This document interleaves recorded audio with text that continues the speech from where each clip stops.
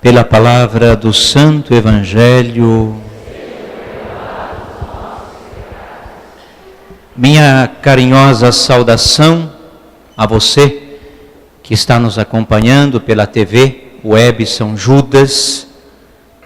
Minha carinhosa saudação a você que está aqui na Capela de Sacramentos, acompanhando também conosco esta celebração da Eucaristia. A você que está aqui dentro do santuário, e de modo muito especial a vocês jovens que aceitaram o nosso convite de participar desse gesto, que é o gesto simbólico que nós vamos fazer daqui a pouco, que é o gesto do lava-pés.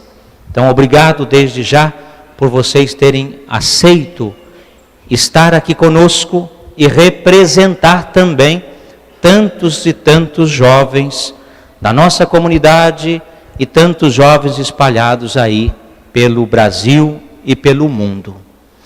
As minhas primeiras palavras nesse dia que nós celebramos a instituição da Eucaristia, sacerdócio ministerial, é um voltar para a igreja que somos todos nós e pensar que essa igreja, ela precisa ser urgente duas coisas: serva e servidora.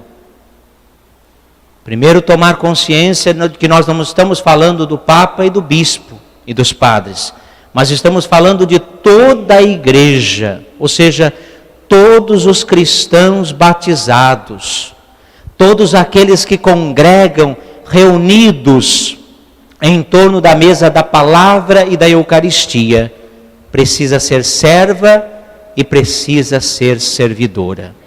Em que sentido que a igreja precisa ser serva? Ela precisa escutar. E escutar quem? Escutar Deus que fala, através da palavra, através da ação do Espírito, e por isso fazer da igreja uma igreja renovada pela escuta da palavra e pela escuta da ação do Espírito Santo. Nós não podemos mais ter cristãos católicos acomodados, cristãos católicos de braços cruzados. Nós precisamos ter cristãos católicos servos, em primeiro lugar, que escuta a palavra, que escuta Jesus e que abre o coração para a ação do Espírito Santo. E por outro lado, servidora, uma igreja servidora, uma igreja que vai ao encontro das pessoas, uma igreja que vai fazer de uma forma concreta o gesto de Jesus do lava-pés. E aí, fica para cada pessoa fazer a sua parte, deixando bem claro que aquilo que compete a mim, outro não vai fazer. Ou seja, eu preciso fazer a minha parte. Na comunidade da igreja, não tem essa história, fulano faz por mim. Ninguém faz isso. Eu sou capaz de fazer apenas a minha parte, aquilo que compete a mim. Mas aquilo que compete a você, eu não posso fazer. Esta é só a introdução da minha reflexão. Pode se preparar hoje. Porque o que eu queria começar mesmo é com as primeiras palavras do Salmo. Não sei se vocês se lembram, mas assim achei bastante interessante as primeiras palavras do salmista, que diz que poderei retribuir ao meu Senhor por tudo aquilo que Ele fez em meu favor. Pensem bem nessa frase, nessa pergunta que o salmista eleva a Deus, que poderei retribuir ao meu Senhor por tudo aquilo que Ele fez em meu favor? Essa é uma pergunta crucial para a nossa vida. E ajuda naquela introdução que eu acabei de fazer de uma igreja serva e de uma igreja servidora. E a partir daí eu pensei em 3 coisas, não se preocupem, não, uma coisa não muito demorada. Eu pensei assim, o que eu posso poderei retribuir ao Senhor Deus por tudo aquilo que Ele faz na minha vida. E acredito na vida de todos nós. O que nós podemos fazer? Primeira coisa que nós podemos fazer, celebrar. Não há gesto mais bonito que nós podemos retribuir a Deus que o gesto de celebrar. Mas, padre, celebrar o quê? Recordando, fazendo memória.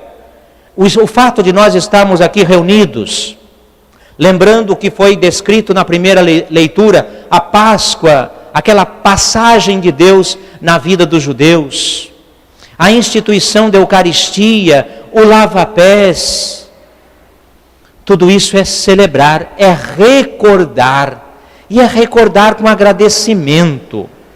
Aqui está a beleza desse celebrar, porque é uma celebração feita de agradecimento, agradecer a Deus que passou na vida do povo judeu e continua passando na nossa vida, agradecer a Deus porque Ele nos deixou o mistério da Eucaristia para nos alimentar. Ele deixou para nós o gesto concreto que Ele fez para a gente ir colocando em prática todos os dias, que é o gesto do lava-pés, o mandamento do amor, o ministério sacerdotal. Celebrar recordando, fazendo memória. Mas não é só isso. É celebrar também atualizando. Nós não viemos aqui para um teatro. Teatro nós vamos ter a oportunidade na sexta-feira, à tardezinha. Aí sim. Mas nós não viemos aqui para um teatro. Nós viemos para celebrar, recordar, trazendo para esse momento, mas nós estamos aqui para atualizar. E o que significa atualizar? Como é que nós atualizamos todos os gestos e palavras de Jesus? Como é que nós atualizamos isso? Fazemos com que isso seja real na celebração da Eucaristia. A celebração da Eucaristia, nós recordamos, nós trazemos para esse momento paixão, morte e ressurreição de nosso Senhor Jesus Cristo. Que poderemos retribuir ao Senhor Deus por tudo aquilo que Ele tem feito, celebrando. E celebrando de que forma? Celebrando com fé, celebrando com alegria, celebrando com esperança. No nosso coração hoje não deveria ter desânimo, deveríamos ter um coração cheio de esperança. Mesmo que você esteja diante de uma situação muito difícil, mesmo que você esteja de uma situação impossível aos seus olhos, celebre com alegria e deixe que Deus vai realizar a obra que Ele gostaria ou que e para você seja bom neste momento. Outra coisa, como retribuir, como continuar a retribuir esse imenso amor que Deus tem por nós? Aí vem a outra palavra, além de celebrar, amar. Amar. E amar primeiramente a Cristo na Eucaristia, nessa presença real. Amar a Cristo na presença real da Eucaristia. É desafiador, e é desafiador porque muitas vezes se diz que a missa está em crise. A celebração, melhor, da missa está em crise entre os cristãos católicos. E um dos grandes questionamentos é que muitas vezes as pessoas saem da igreja católica e vai para uma igreja evangélica porque na verdade não tem mais motivação para estar numa missa. Acontece que na missa há uma presença real de Jesus. É a presença viva de Deus, independente do padre que está celebrando, independente da equipe de leitores que estão proclamando, independente do grupo de canto que está cantando, é presença real de Jesus. É Deus fazendo acontecer o seu imenso amor por cada um de nós.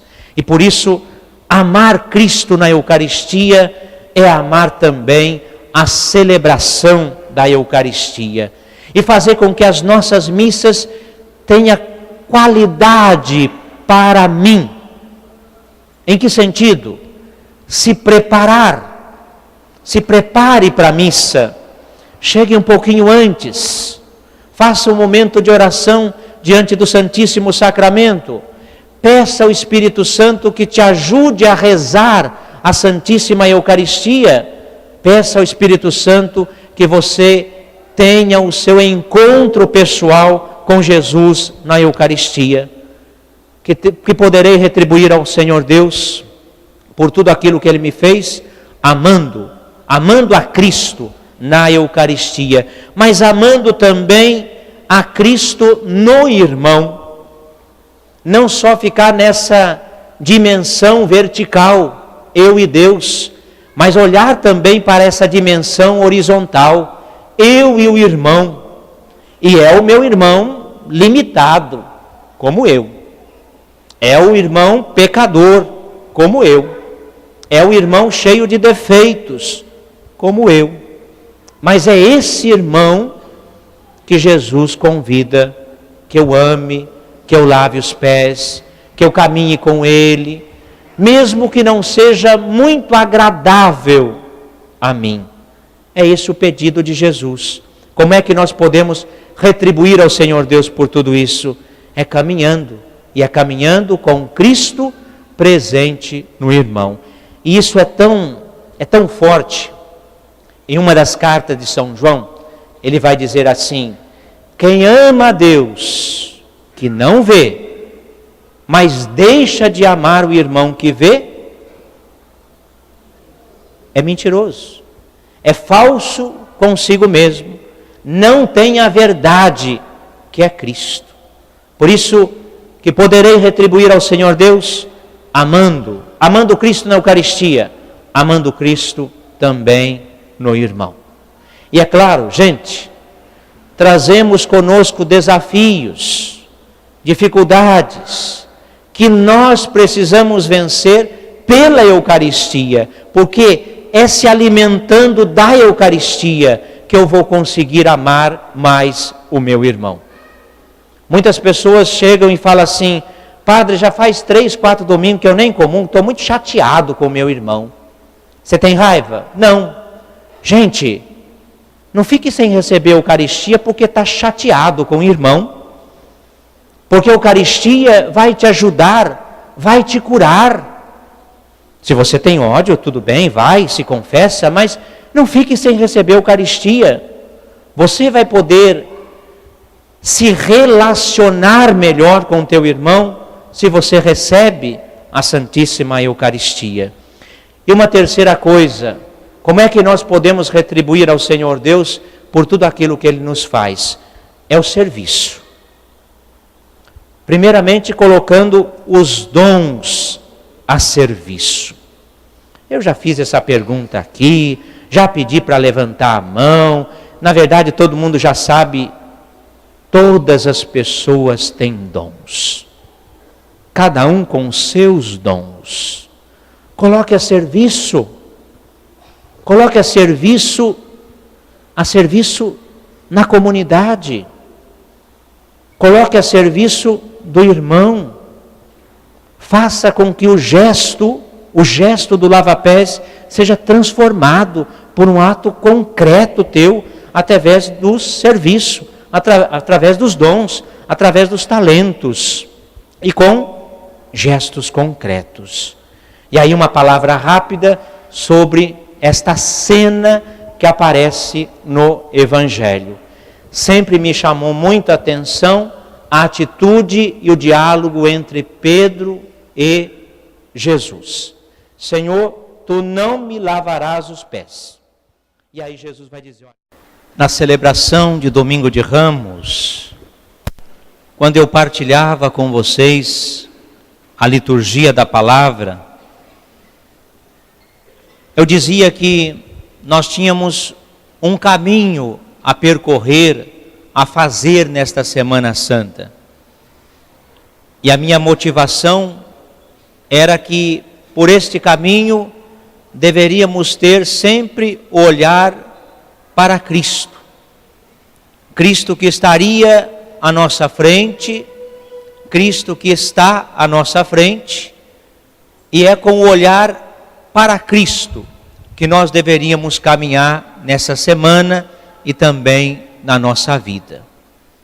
Ontem, na missa de lava-pés, eu dizia que nesse nosso caminho, nosso caminhar de igreja, na nossa busca, nós deveríamos ser servos e também servidores. Servos da palavra e servidores com gestos concretos. Nós ainda continuamos com essa imagem do caminho, pelo menos até domingo de Páscoa, quando nós queremos fazer a experiência dos discípulos de Emaús. E hoje, ao entrarmos nesse caminho, nós vamos nos deparar com o Cristo crucificado. Por isso o dia de hoje, ele é marcado pelo silêncio, pelo despojamento. Celebração de hoje, como vocês já perceberam desde o início, é uma celebração simples, mas carregada de sinais, de significado, pelos gestos, pela música, pelas orações, porque nesse nosso caminhar é um momento de silêncio, de recolhimento e de encontro com o Cristo crucificado. E nos deparamos com o sofrimento humano, nos deparamos com os nossos conflitos, com as nossas dificuldades, mas para celebrar a Páscoa da ressurreição, nós precisamos celebrar a Páscoa dolorosa. E é essa Páscoa que nós estamos celebrando no dia de hoje. E eu pensei de refletir com vocês de uma forma breve sobre o segredo da cruz. Qual o segredo que a cruz de Cristo carrega? Não sei se vocês pararam para pensar durante o dia de hoje, ou se vocês durante a vida não pararam para pensar que segredo a cruz de Cristo ela traz. Acredito que nas minhas reflexões, eu penso que o segredo da cruz de Cristo é o amor. Entrar por esse caminho, encontrar com o Cristo crucificado, é encontrar com o Deus amor. E é perceber que caminhando com o Cristo também crucificado, eu vou estar caminhando e vou estar abraçando a minha cruz e vou abraçar a minha cruz com amor. Sexta-feira Santa, celebramos a paixão e a morte de nosso Senhor Jesus Cristo. Vem também uma pergunta que talvez o mundo inteiro faça, e nós cristãos católicos também fazemos. Precisava ser assim? Será que Cristo precisaria morrer na cruz? Será que esta é a única forma que Deus encontrou de nos salvar? São perguntas que com certeza você já fez, são perguntas que o mundo faz. E aqui nós encontramos, ou melhor ainda, entramos no grande mistério, que é o mistério de amor. Somente quem experimenta o mistério é capaz de mergulhar nele e não compreendê-lo. Não peça para as pessoas entenderem o mistério. Elas não entendem, elas não compreendem, até porque é mistério. O mistério não foi feito para ser compreendido, mas o mistério foi feito para ser acolhido. Por isso, essa pergunta tinha que ser assim? Ela precisa ser respondida não com palavras. Ela precisa ser respondida na medida que nós entramos nesse mistério. Vou dar o seguinte exemplo que me veio à cabeça. Uma mãe que tem o filho na prisão. E muitas das nossas mães têm os seus filhos na prisão. Elas visitam periodicamente. Não importa o que o filho fez. Elas choram porque o filho está na prisão. Ela se angustia porque sabe que o filho sofre. E talvez muitos de nós não compreendem por que uma mãe é capaz de fazer isto. Somente quem se coloca no lugar da mãe é capaz de entender tão grande mistério, o mistério do amor. Ou seja, responder a esta pergunta tinha que ser assim com palavras? Acredito que seja muito difícil. Somente quem está disposta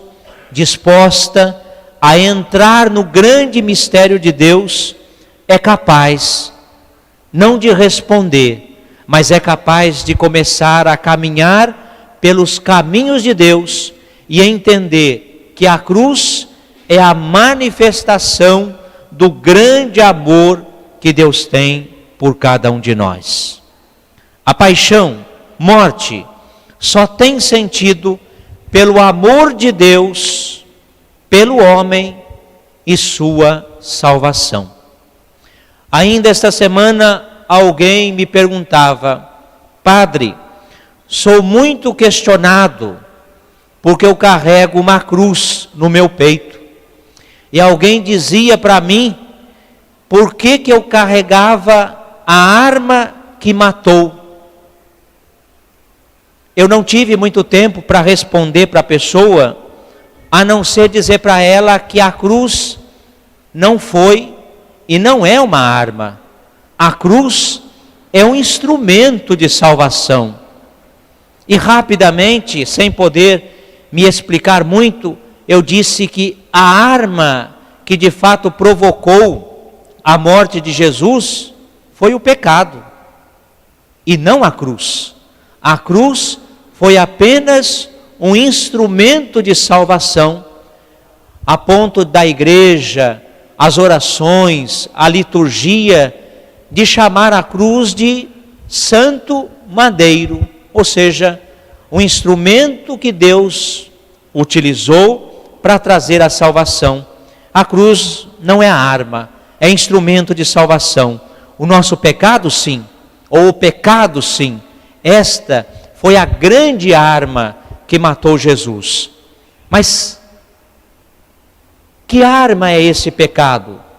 Se você olhar para a narração da paixão que nós acabamos de ouvir, por que mataram Jesus? Pela inveja, pelo poder, pela briga do poder religioso, por medo de Jesus assumir o lugar de Pilatos.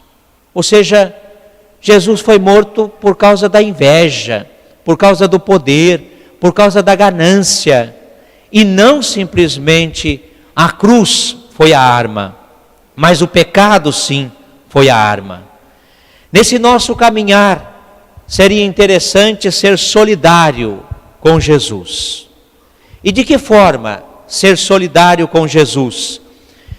Se nós estamos refletindo numa perspectiva de caminho, se lembre que nesse caminho Jesus encontrou muitas pessoas que o ajudaram, Vamos lembrar aqui do Cirineu, que ajudou Jesus. Vamos lembrar do afeto, do amor carinhoso também de Maria para com Jesus, das mulheres que choram e também são solidárias com Jesus, até mesmo daquelas pessoas, José de Arimateia ou Nicodemos, que sepultaram Jesus. De certa forma, eles foram solidários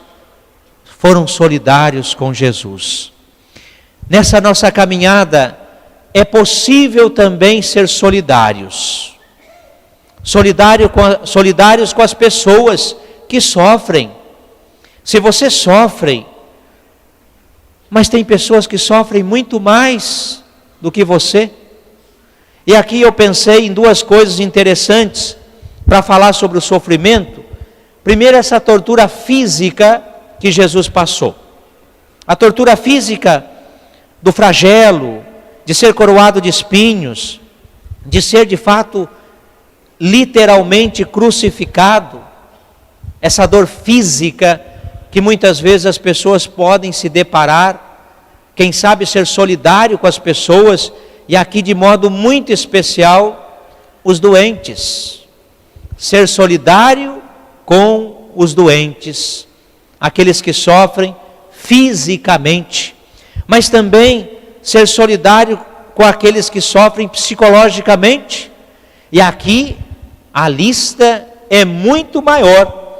Jesus sofreu com a traição de Judas, Jesus sofreu com a negação de Pedro, Jesus sofreu com a dispersão dos discípulos, Jesus sofreu com a ingratidão do povo judeu, Jesus sofreu com o ódio dos chefes religiosos. Aqui nós temos um sofrimento físico, um sofrimento psicológico, que também é muito grave nos dias de hoje. Eu não sei se vou errar no que vou dizer, mas ultimamente as pessoas estão atormentadas psicologicamente por N motivos. Nós precisamos ser solidários. Quem é capaz de ser solidário? Não é aquele que olha de fora, não é aquele que é capaz de assistir a um espetáculo, assistir a um teatro, assistir a um filme. Só é capaz de ser solidário aquele que entra na cena em relação à paixão, morte de Cristo na cruz. Nós não devemos ser pessoas que assistem. Nós precisamos entrar na cena, senão nós não vamos ser solidários. O que significa entrar na cena? Não é participar de uma encenação, mas entrar na cena significa entrar no mistério da paixão, da morte e da ressurreição de Jesus.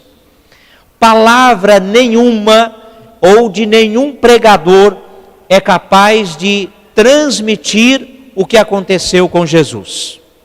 Apenas o cristão que entra nesse mistério é capaz de entender o que aconteceu com Jesus. Jesus carrega a cruz da sua paixão por fidelidade ao Pai e por amor ao homem. Aqui um ensinamento bonito para nós. Entrando nesse caminho, vamos ser fiéis, vamos ter fidelidade a Cristo. Ele foi fiel ao Pai, ele foi obediente ao Pai, e por isso mesmo nós também somos chamados, nós também devemos ser como Cristo, fiel ao Pai. Nossa resposta a Deus deve ser única: o amor. Se você tem que responder a Deus hoje a alguma coisa, responda com uma única palavra: o amor. Eu volto um pouquinho naquele grande questionamento: tinha que ser assim? Deus não poderia ter nos salvado a partir de um super-homem? Deus não poderia ter entrado na história de uma maneira completamente diferente, alguém com poderes extraordinários e nos salvar? Não. Deus quis, a partir não de fora, nos salvar. Deus quis nos salvar a partir de dentro. E como é que Ele faz isto? Como é que Ele nos salva a partir de dentro? Assumindo a nossa condição humana, assumindo a nossa fragilidade, assumindo os nossos pecados. Em outras palavras, sendo solidário com cada um de nós. Quase que já concluindo, para o cristão católico, egoísta, que pensa em si, não encontrará consolo no Cristo crucificado. Porque o Cristo crucificado é a grande experiência do Deus solidário, ou seja, morre na cruz por nós, se esvazia inteiramente por nós, morre por nós. Por isso, egoísmo não tem lugar no cristianismo. Egoísmo não pode ter lugar naqueles que buscam estar sempre na presença do Senhor. Para concluir, eu penso que nós deveríamos deixar hoje, aos pés da cruz de Cristo, toda a nossa ingratidão, toda a nossa falta de solidariedade, todo o nosso egoísmo e pensar que eu preciso, como Cristo, viver o amor. E aí, cada um tem que pensar na sua vida. Cada um tem que pensar na sua missão. Eu como padre, você como pai, você como mãe, filho, agente de pastoral, você lá no seu trabalho.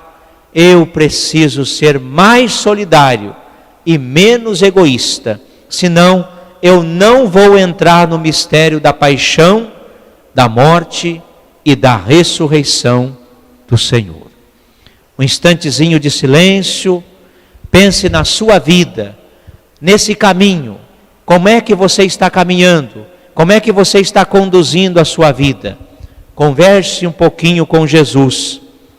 Coloque no coração dele tudo aquilo que você está vivendo e como você gostaria de viver daqui para frente.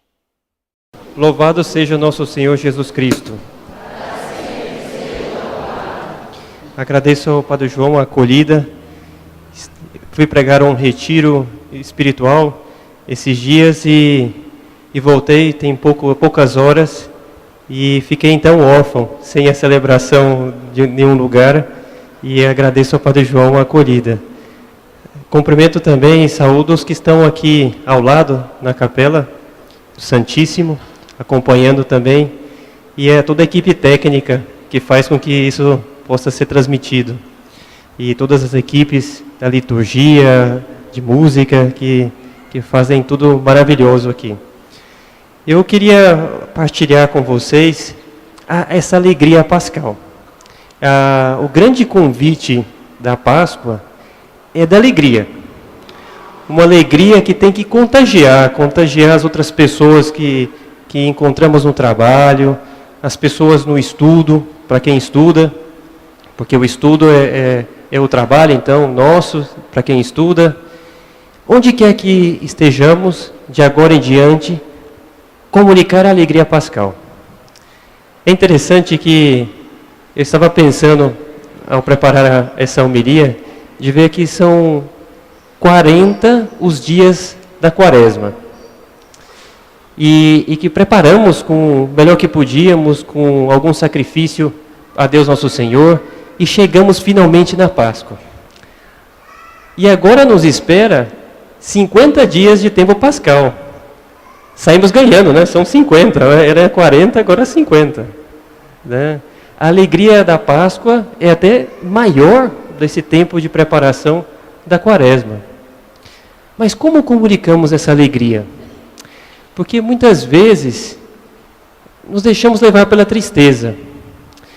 como uma espécie de urubu que fica voando em cima das nossas cabeças e qualquer coisinha já reclamamos, porque amanheceu o dia um pouco nublado, a gente, puxa, está nublado, porque amanheceu então com sol, está fazendo muito sol, e parece que nunca estamos satisfeitos. É bom que pensemos, será que eu não reclamo muito? Não posso ser mais otimista? Vamos lendo as leituras da missa. E eu queria partilhar dois versículos na prática das leituras do Antigo Testamento que consideramos hoje. A primeira delas é do Gênesis, que começamos, foi a primeira leitura, e se falou muitas vezes lá, Deus disse, e se fez. Deus disse, e se fez. Muitas vezes lá no Gênesis, no comecinho, vai se falando do poder da palavra de Deus. Que Deus disse e faz, se faz. Quando Deus fala que é para fazer, se faz. E Deus disse e se fez. E criou os céus e a terra, e Deus disse, faça-se isso, e se fez. Mas chegou um momento em que Deus criou o homem. Lá aparece no relato do Gênesis. E Deus criou o homem com a sua palavra, a força da sua palavra, mas deu ao homem a liberdade. E o homem agora, ele pode dizer que não a essa palavra de Deus. É interessante, Deus que é todo poderoso, quis se submeter agora à nossa liberdade. Por que quis? Por que quis? Deus quis assim, quis correr o risco da nossa liberdade. E a palavra de Deus, que é criadora, que é todo-poderosa, agora se submete à nossa liberdade. E teve que vir Jesus, então, para reparar o mau uso da nossa liberdade. Morreu por nós na cruz, e lembramos, ontem, na Sexta-feira Santa, lembramos desse sofrimento de Jesus por nós. Foi um não que demos à palavra de Deus. Veja como é sério essa liberdade que Deus comunicou a nós. E comunicou, e se nós correspondemos e vamos dizendo que sim, aquilo é para dar alegria. E essa alegria contagia. Quando entramos hoje aqui na procissão de entrada, com um círio que representa Cristo, que é a luz, fomos distribuindo aos poucos a luz que representa Cristo. E não é verdade que rapidinho já ficou tudo já aceso, as velas? A alegria que contagia, que vai rápido. E rapidinho, eu quando cheguei aqui, subi e olhei para frente, para trás, estava tudo já aceso, todas as velas. Até pensei, eu acho que algum coroinha foi saindo lá e foi muito mais rápido. O que aconteceu, né? Mas não, é o poder de comunicação da alegria. Que a gente faça isso no tema pascal, de comunicar a alegria. Na segunda leitura, vou comentar só a segunda leitura, hein? Já termino. Mas na segunda leitura, a gente viu o Gênesis, depois do Gênesis a gente viu o Êxodo. E é interessante que, não sei se repararam lá, foi a terceira leitura, é a segunda que eu comento. Falava lá no Êxodo de Moisés, que estava com todo o povo hebreu no acampamento, fugindo do Egito. E o faraó estava lá presente, o faraó com todo o seu exército, que ia atrás do povo hebreu e queria levá-los de volta. E conta lá na leitura, a gente leu agorinha, que tinha uma nuvem que separava os dois. Uma nuvem que separava os dois acampamentos. Uma nuvem que era um anjo de Deus que separava. Do lado do faraó, aquela nuvem era tenebrosa, era como se fosse uma tormenta, uma tempestade grande, feia, horrível, que não dava vontade de sair. Mas o faraó estava lá insistindo para os soldados para pegarem os judeus. E do lado dos judeus, aquela mesma nuvem era um sol, uma luz que iluminava a noite e ajudou o povo hebreu a continuar a caminhada mesmo à noite. E eu pensava, qual que era a distância entre um e outro? Era muito próxima. Estavam lá bem pertinho, um acampamento do outro. Só que um estava na alegria e o outro estava na tristeza. Um estava com Deus, o outro não. Esse é o convite nosso da alegria pascal. Estar com Deus é estar com alegria. E podemos, com essa nossa alegria, evangelizar. É até o tema da Jornada Mundial da Juventude, né? E todos nós temos que ter essa juventude no coração. A Jornada Mundial da Juventude é para todo mundo, né? Nessa juventude do coração. De evangelizar. E com a nossa alegria, quem sabe uma pessoa na Páscoa também se decide a confessar-se? Por que não? Porque vê a nossa alegria e pergunta, qual que é o seu segredo? É que eu já me confessei para a Páscoa. E eu também então vou também. Enfim, ajudamos com o nosso bom exemplo, com alegria.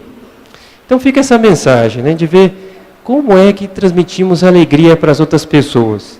Eu termino com uma historinha simples, que outro dia me contava um amigo padre, que ele disse que uma paroquiana foi a uma cidade para ver um show de moda de viola.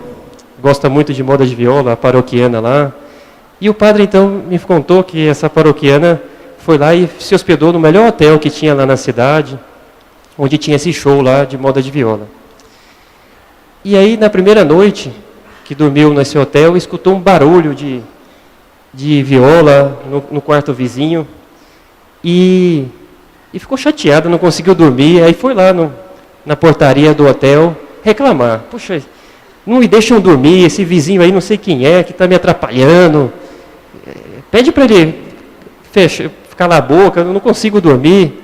E foi reclamar lá para o chefe do hotel. E o chefe do hotel, pois não, minha senhora, deixa eu olhar quem é. Aí olhou na lista assim do hotel. Ah, não tem problema, ele é muito educado, ele vai entender a senhora. E a senhora então perguntou, quem é que é? Aí falou, era o artista da mola de viola, que era o vizinho do quarto dela. Aí ela falou, não precisa falar para ele ficar calado não, precisa não, pode deixar. E aí, o resto da noite, ela ficou escutando o ensaio do artista. Era o que ela escutava antes, só que agora ela estava lembrando, poxa, é o artista do show, né? Até ela não se resistiu e ligou para o celular para a amiga. Olha, ele ensaiou aqui o Menino da Porteira, ele vai cantar amanhã também. Então. Enfim, era a mesma situação, só que agora mudada, diferente. Esse é o caminho da Páscoa. A mesma situação a gente passa, mas uma estamos com Deus, a outra não. Qual que é o caminho? Estar com Deus e estar com alegria. Vamos terminar pedindo ajuda a Nossa Senhora. Qual que é a alegria de Nossa Senhora ao ver o seu filho ressuscitado? Foi uma alegria muito grande. Ela já esperava. Talvez lhe deu um abraço grande a Jesus e disse, eu sabia que você ia aprontar alguma, né? Já sabia que ia acontecer. Essa alegria que vai comunicar para todas as pessoas e até evangelizar. Em nome do Pai, do Filho e do Espírito Santo. Pela palavra do Santo Evangelho.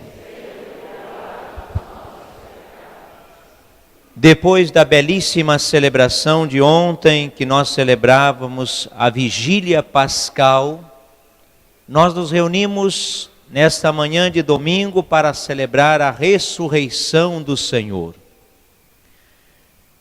E uma palavra define bem o que nós podemos celebrar hoje e viver de modo muito especial durante todo o tempo pascal e depois o resto do ano.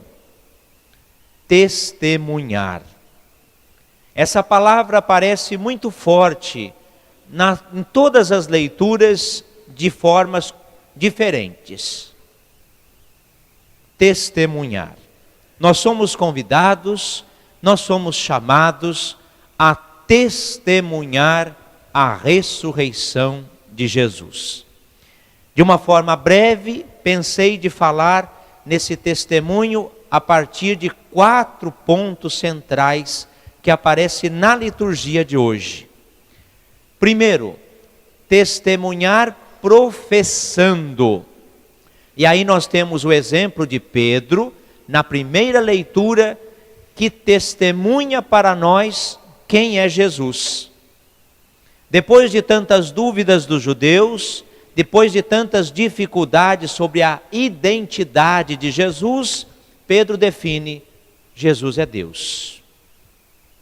E é Deus porque, ungido pelo Espírito, passou pelo mundo fazendo bem, pregou, curou, anunciou, mataram, crucificaram, mas Ele está vivo. Pedro conclui para nós que Jesus é Deus. Ou seja, ele professa Cristo morto, mas professa Cristo ressuscitado. Algo para a gente levar para a nossa semana, para levar para o tempo pascal. Eu devo ser testemunha do Cristo ressuscitado. Eu devo testemunhar que Cristo está vivo. Padre Gustavo colocava de uma maneira simples ontem, mas sincera e verdadeira. A alegria do cristão deve ser a sua marca registrada do Cristo vivo e deve ser o melhor testemunho para que os outros acreditem naquilo que eu também acredito. Então, primeira coisa, testemunhar professando quem é Jesus. Jesus é Deus, está vivo, está ressuscitado. Segunda coisa, testemunhar louvando. Vem o aspecto da oração. O salmista cantava pouco: eterna é a misericórdia de Deus. Com a nossa vida, com o nosso estilo de oração, louvar, testemunhar, louvando. Afinal de contas, a oração contagia as outras pessoas. O nosso modo de testemunhar a fé através da oração, ela pode contagiar as outras pessoas.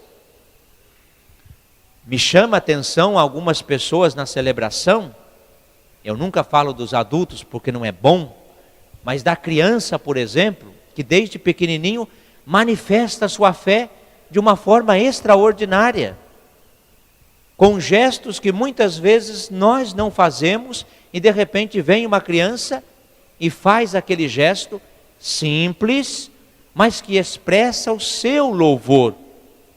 Hoje tinha uma criança aqui na missa, não vamos falar quem é, mas que no ato penitencial fazia os seus gestos, e ele estava fazendo quase que sozinho, porque nós não estávamos fazendo, sinal de que na verdade essa criança expressava o seu louvor, apesar de ser um momento de perdão, mas ele expressava o seu louvor nessa eterna misericórdia que Deus tem por cada um de nós. Então, testemunhar através do louvor.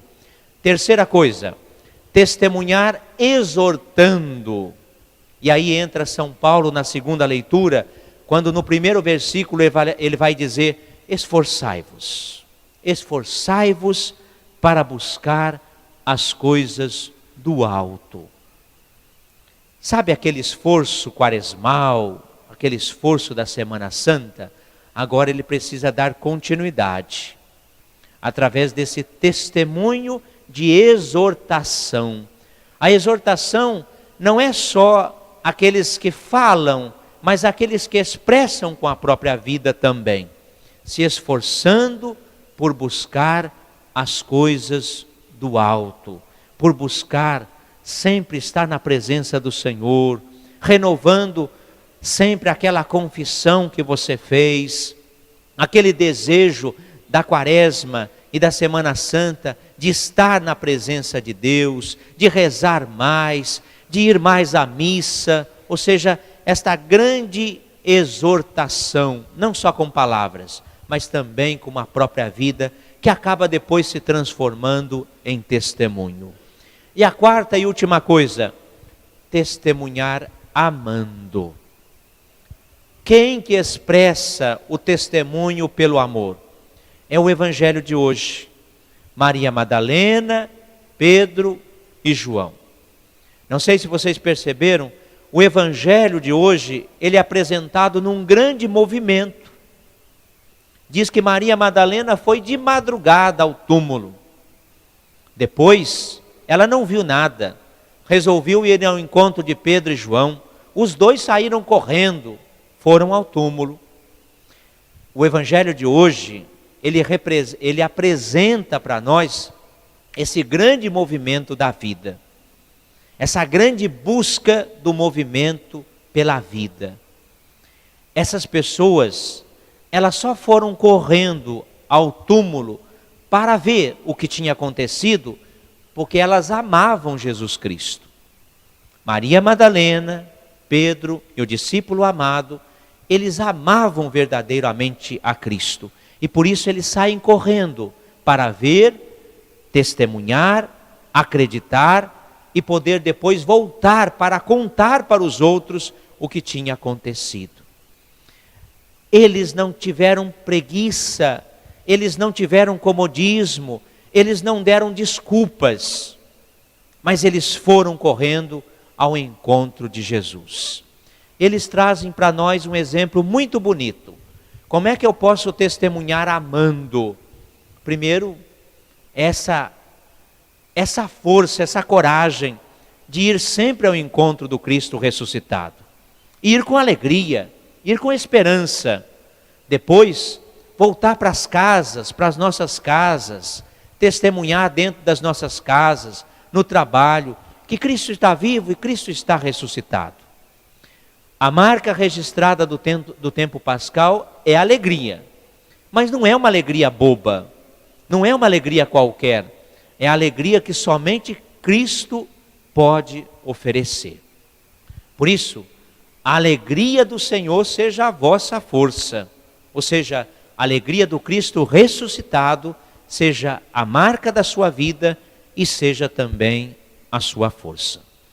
Desejo a todos uma feliz e santa Páscoa. O que significa isso? Significa que você possa viver sempre mergulhado na presença do Senhor, principalmente quando celebramos a Eucaristia. Cada missa que nós celebramos, seja segunda-feira ou seja domingo, nós celebramos a paixão, a morte e a ressurreição de nosso Senhor Jesus Cristo. Louvado seja nosso Senhor Jesus Cristo. Creio em Deus Pai Todo-Poderoso, Criador do céu e da terra, e em Jesus Cristo, seu